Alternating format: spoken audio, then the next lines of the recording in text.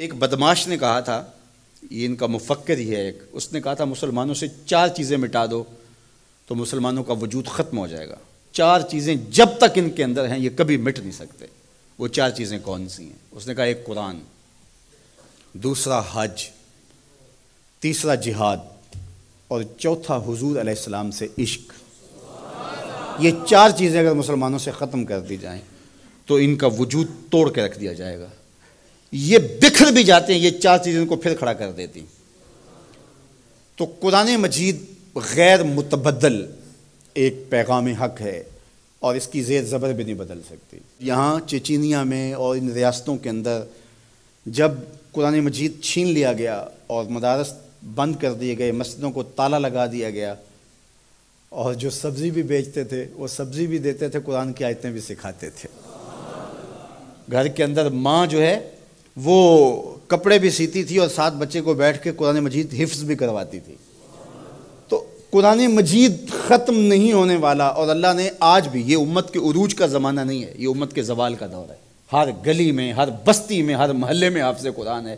یہ امت کے زوال کے زمانے کی کہانی ہے، اور جب امت عروج پہ ہوگی پھر کیا عالم ہوتا ہوگا۔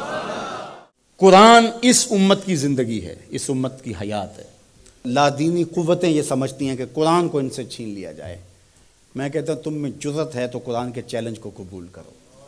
قرآن نے کہا ان کنتم فی ریب مما نزلنا علی عبدنا فاتوا بسورۃ من مثلہ۔ قرآن کی مثل ایک کی صورت لا کے دکھاؤ۔ کھربوں ڈالر تم نے خرچ کیے نا، تم نے جگہ جگہ غدار خریدے ہوئے ہیں اور ان غداروں کو تم کروڑوں پیسے دیتے ہو، تو تم اتنے پیسے کیوں لگاتے ہو؟ پیدائشی عیسائی اور یہودی عرب ہیں، عربیون نسل ہیں مختلف بلاد عرب میں، ان کو جمع کرو، اور وہ بڑے بڑے شاعر اور ادیب بھی ہیں، ان کو بلاؤ جا کے، ان کو کہو کہ یہ 3 آیتوں کی ایک صورت لکھنی ہے، ہم تمہیں اتنے کروڑ ڈالر دیں گے۔ لیکن تیرے سامنے یوں دبے لچے فصحا عرب کے بڑے بڑے، کوئی جانے کے منہ میں زبان نہیں بلکہ جسم میں جان ہے۔ قرآن کی مثل نہیں لا سکے، اور قرآن کہتا ہے فَإِن لَمْ تَفْعَلُوا وَلَن تَفْعَلُوا، اگر نہیں لا سکے تو کبھی بھی نہیں لا سکو گے۔ یہ قرآن کا چیلنج ہے، اور یہ کسی بند کمرے میں نہیں دیا، یہ کھلی کتاب میں چیلنج آج بھی موجود ہے۔ جو وکیل بحث نہ کر سکے وہ گالیاں دینا شروع کر دیتا ہے۔ پرے پنچایت میں آپ نے بھی دیکھا ہوگا کہ جو جھوٹا پڑ رہا ہو وہ آگے سے گالیاں دینا شروع کر، لڑائی شروع کر دیتا ہے۔ یہ جو ناروے میں واقعہ ہوا ہے، یہ جھوٹے لوگ ہیں۔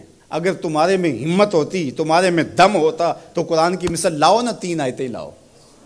لیکن یہ آگ لگانے کا مطلب کیا ہے؟ آگ لگانے کا مطلب کہ تم اپنی شکست تسلیم کر رہے ہو کہ ہم اس کتاب کا مقابلہ نہیں کر سکتے، اس لیے گندگی اور غلاظت پہ اتر آئے ہو اور قرآن مجید کے نسخے کو آگ لگانا جانتے ہو۔ اور میاں تم کسی نسخے کو تو آگ لگا لو گے، لیکن جو روحوں پہ لکھا ہوا ہے اس کو آگ کیسے لگاؤ گے؟ اور علماء نے کہا ہے کہ جب قرآن مجید کو کوئی آگ لگائے یا اس کو پھینک دے تو وہ لفظ پھینکتا ہے، نور اڑ جاتا ہے اس کا۔ قرآن اللہ کی کتاب ہے، اللہ اس کی حفاظت کرتا ہے۔ تو یہ بات ذہن میں رکھیے، یہ شکست خوردہ ذہن کی علامت ہے کہ یہ جو کچھ کیا گیا ہے، یہ بالکل نکھٹو قسم کے، یہ ہارے ہوئے شکست خوردہ لوگوں کا مزاج ہے کہ وہ کتاب کو آگ لگا رہے ہیں۔ میاں یہ کیا بات ہوئی؟ دنیا کی کسی بھی تہذیب میں ایسا ہوا ہے؟ کوئی بھی دانشور ایسا کرتا ہے؟ تمہارے میں دم ہے، جرأت ہے تو اس کتاب کا مقابلہ کر کے دکھاؤ، اور تم نہیں کر سکتے اور کبھی بھی نہیں کر سکتے۔ اور یہ قرآن کا چیلنج 14 صدیوں سے موجود ہے۔ بڑے بڑے اہل سخن اس زمانے میں تھے جن کے سخن کا طوطی بولتا تھا، اور جو قادر الکلام شاعر اور ادیب اور فلسفی جو ہے وہ فصحا کہلاتے تھے، لیکن قرآن کا مثل وہ بھی نہیں لا سکے۔ تم کس کھیت کی مولی ہو؟ تو قرآن کل بھی چمکتا تھا، قرآن آج بھی چمکتا ہے، اور قرآن کے اجالے اور قرآن کی روشنیاں باقی رہیں گی۔ تو صاحب یہ بات ذہن میں رکھیے کہ اس کتاب سے ہمیں زندگی ملے گی، کتاب سے کبھی بھی دور نہ ہونا۔ چاہے 2 رکوع روزانہ قرآن مجید کی تلاوت معمول زندگی بنا لو، تمہارا کوئی دن قرآن کی تلاوت کے بغیر نہ گزرے۔